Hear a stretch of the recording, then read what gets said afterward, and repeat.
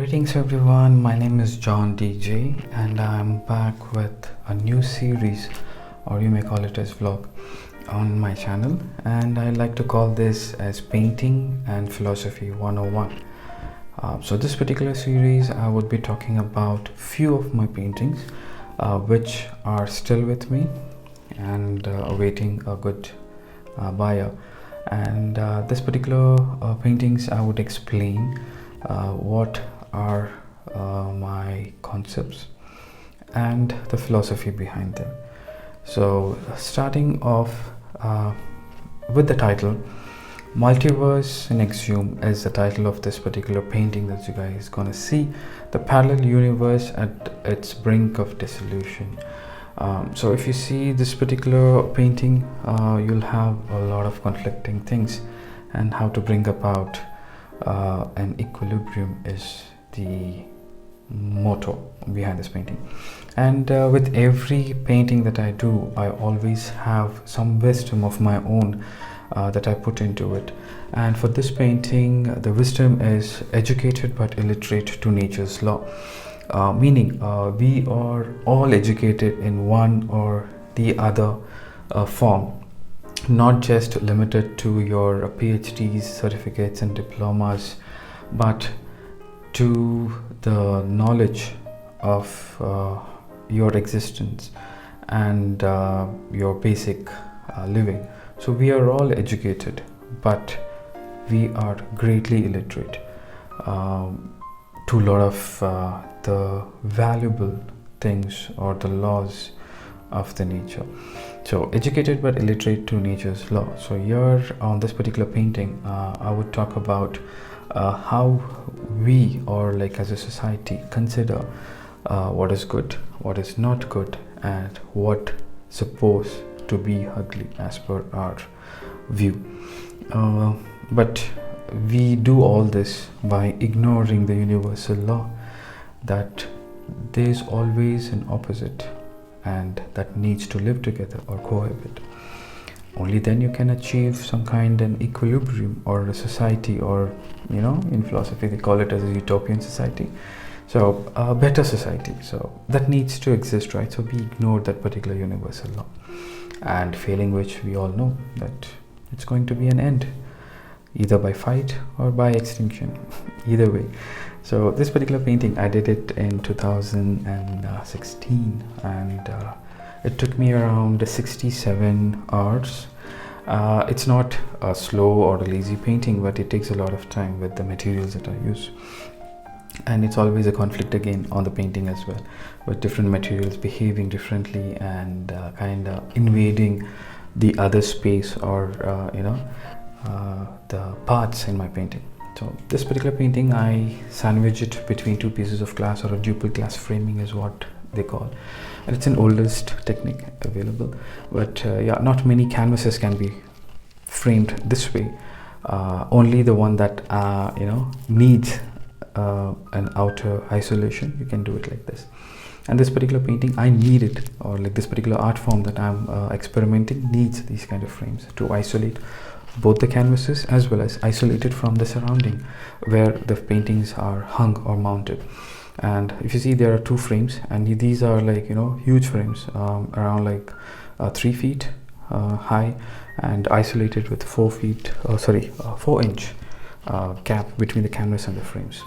So quickly have a look at the painting as well as my philosophy side by side, and going on to the materials. So this is a story, or like the write-up on the painting with the material list.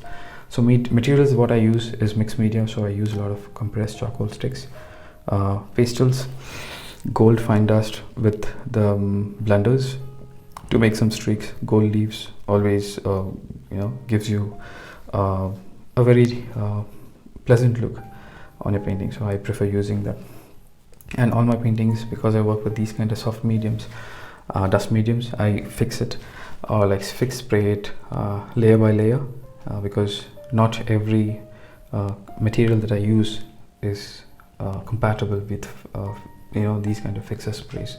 So I have to layer them and I have to isolate them when I do the fixing part. canvases. So main canvases, as I said, I prefer experimenting and I love working with exotic materials. And mulberry paper is one of my favorite, apart from the moon rock papers that are made from elephant dung and rice sheets. So this particular painting is done in mulberry fiber handmade felt paper, which has a very deeper texture and grooves in it. But it's at the same time, it's very delicate when you work with these kind of compressed material of charcoal and white pastels, or soft pastels. It takes a lot of abuse with your finger and the texture tools. So I line it with the washi, it's a Japanese paper, and give it a bit of bonding strength with bone gelatin. So I layer it probably 3 sheets of washi with these gelatin on both the side to give it a bit of sturdiness and strength, and also it is kind of gives it a long life when it comes to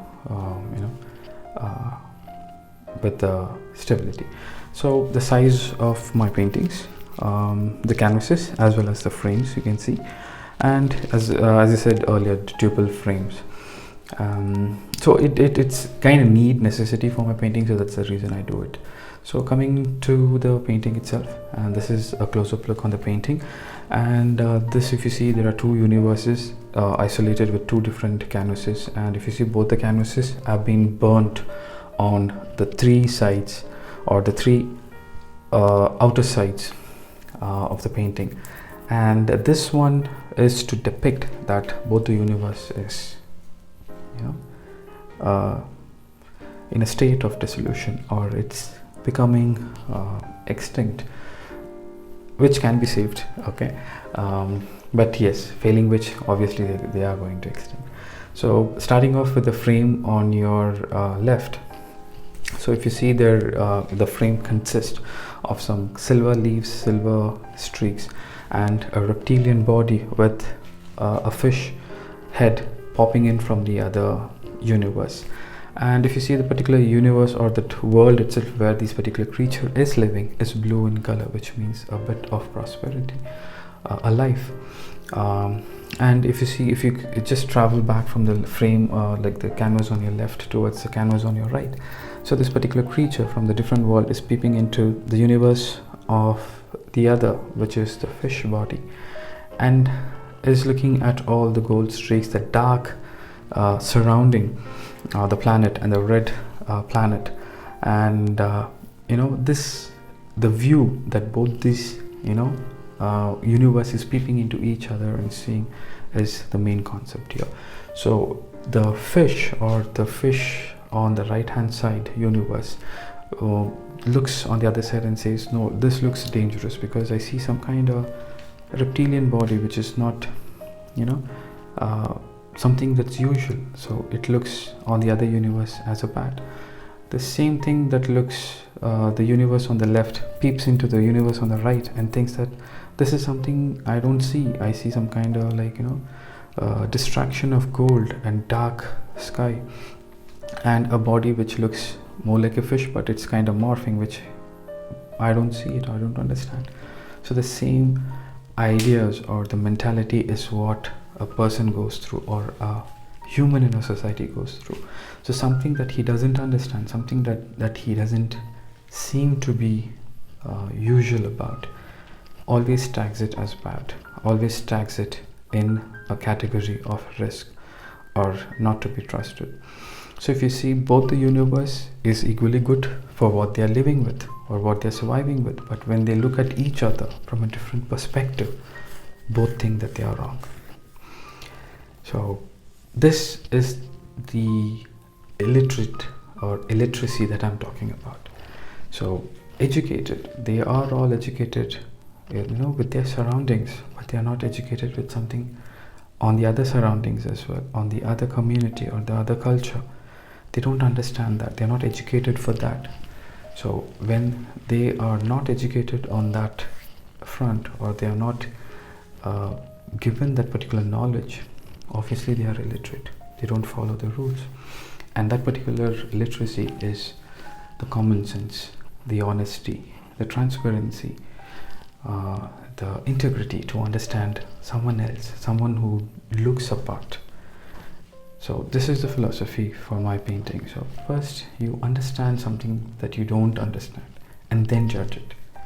Before judging it, you need to know what it is, how it is, and why it is. Not just what it is, question mark, and then say no, it's bad. That's not the right thing. When you do that, that is where you lose up on valuable lessons, valuable things that you need to pass on to your generation. And that is what most of the society is doing. They don't explore, they don't understand it, and just call it done. It's bad, I don't understand, let's call it bad. Keep it away from everyone. And that's what both the universe over here, the painting, or the both these societies or the ideas or the people are doing to each other and calling each other bad. End of the day, no one is losing. Both are losing on both the sides. It's not one person, it's both the person, and no one wins in these kind of scenarios. So achieve an equilibrium, understand, even if it's bad, understand, and keep a distance. If it's good, understand, keep it close. That's all, it's needed. So I think my painting explanation is done. So as an educator, I always like to give away some kind of wisdom. And for this particular painting, and the wisdom on this current situation I would like to give is about a story about a young sailor who's disturbed and is in his place, and he meets up with one of the oldest family member, his great-grandfather. So this particular young sailor at the time, more of a mythical time of Greece, is provided with a task, and with that task he's a little frustrated and he's giving up, and he's talking to his old man. So this old man asks, what is the problem? Why are you tense? Why are you giving up? So this young man says, no, it's kind of crazy. The gods have given me the labor of bringing in some kind of exotic fruit from the far Asian East country, and whenever I try to bring it, it's either stolen by the other invaders, or I lose it to the nature or the law of nature of rotting and getting withered. So I don't know how to bring it. I tried everything. I tried to bring the entire tree. I tried to bring preserved, but I don't seem to find it like the same when I get it here. I'm kind of failing. So the old man has a quick solution. Okay, so he says, the gods have asked you to bring the fruit. They have not asked you to bring the supplies wholly. So he says, then what is the solution? He says, every fruit, every exotic things that they have asked has a seed. Bring in the seed, create an ecology, grow it, and then present it to the gods. Your job is done. So the young man takes his advice and he does it. So if you see, the seeds that the old man is talking about can be the values that you want to cultivate in yourself, or you want to cultivate in someone else's life. So always what we do is we force the big package on someone. You want to change someone, you force a big package on that person, burden that person, and that will never work. Or you burden yourself with that particular labor of change in one big overnight stage. Not gonna happen, never is gonna happen. So what you need to do is, whatever the change or the value that you want to bring in your life or someone else's life, put it in the form of a seed, put it in the form of an idea in that person, put it in the form of an habit in that person. So this person takes that habit, takes that value, start using it, starts practicing it or nurturing it in himself, in his heart, in his mind, in his soul. And slowly over the period of time, yes, he's going to achieve that, that huge labor, or that, the particular fruit that he was asked by the gods. The same thing is going to come up on you over the period of time. And this is what you need to do. So you want to bring some change in your life or someone else's life, talk to that person and see if that person is culturable with your idea, with your value. And if that person is open, place in the seed, put in that trust, put in that value system, and help that person to honestly, to work with it and nurture it and grow it. And within no time, he's going to have that particular value system or culture. And it's a win-win situation. Even that person is not burdened, even you're not burdened. You achieve what you want to achieve in that person. So use this for good things. and use this the story as well to bring in some kind of positive change and attitude in your life.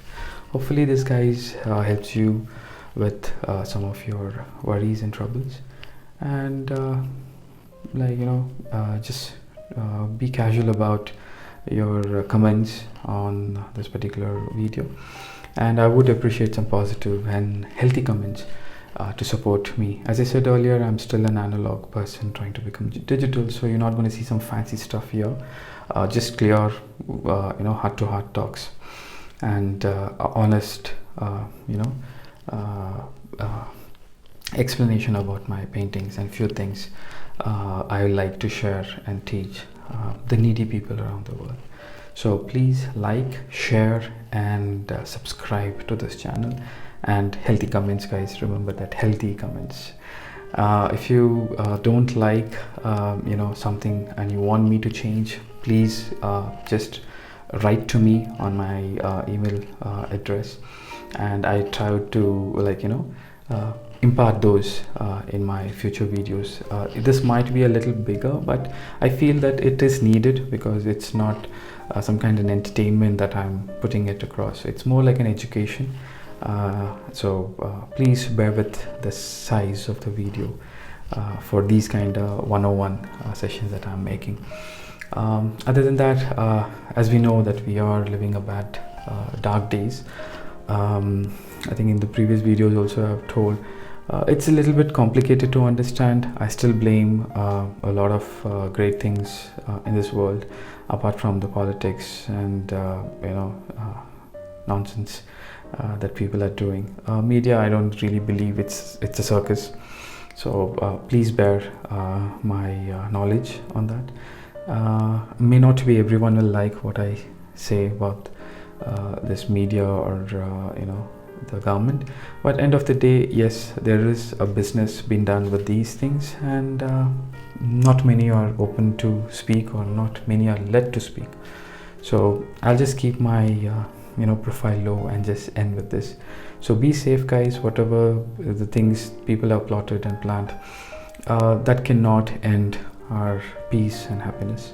So it's all in our hands. Whatever they say, just don't fall for it.